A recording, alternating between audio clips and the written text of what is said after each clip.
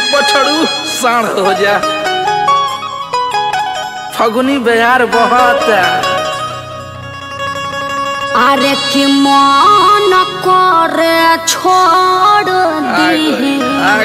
के करे के दिया गावे आई कि होलिया में जीजू रह तारे पागल आगल कार्य गोलुआ ए शुभम आधारी तो हटाई ना बन का गिदर जाएगा किधर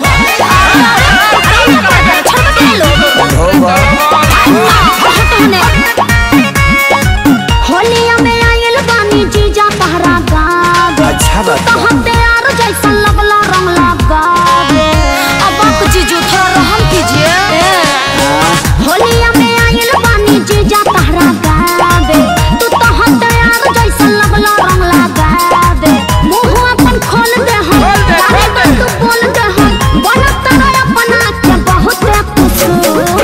घोड़ी पर पिचकारी से चाहे पूरब जइबू हो चाहे पश्चिम जइबू हो भले चली जइबू साली हमार उतर हो तोहर होलिया में रंग जा कबूतर हो सुना फगुनी बयरिया से हमारा शरीरिया के हाड़ का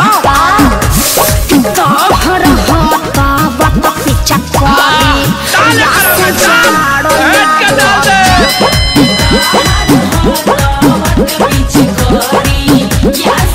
अरे सुमना डिजिटल बहिर कराए करके अरे फिर चल मोबाइल लो मनाली से गई बनी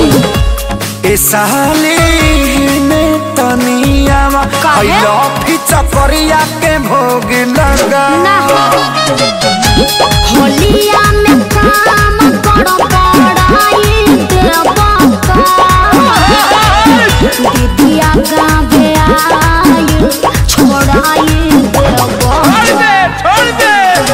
पानी पाकी फेंक लो छोड़नी देख लो लगे जान ले ले बाबा न तारा सदा के कास तू यार एकरा में ए साली नीचे जइबू हो अरे जियो बे ए नरजी खींच जइबू हो अरे हिट मशीन के आनी आई ए धन रखी हो बच्चा के यापन बूफर हो तोहर होलिए में रंग जा कबूतर हो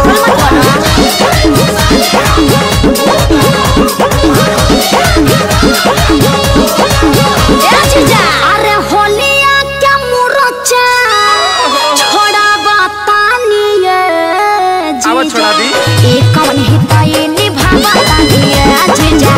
एक कवन हिताई निभा समझा लो इनका जीजा ना तो ठीक ना होई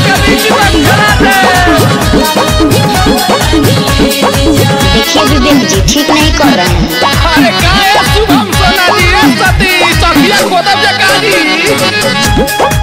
अरे जियो छोटू रावत जवाब नहीं खाता है करे जाहो हरे पवनाच कि फगुआ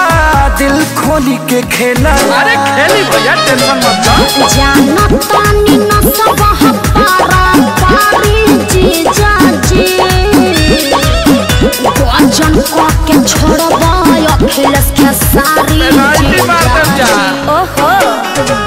गड़ी किसमिस खाए घरे अपन चल जाए जाने बजाए जा तेज के हो भले पूरब जइबू हो चाहे पश्चिम जइबू अरे दक्षिण टोली में चली रंगावती है भैया भले चल जइबू ए साली उतर हो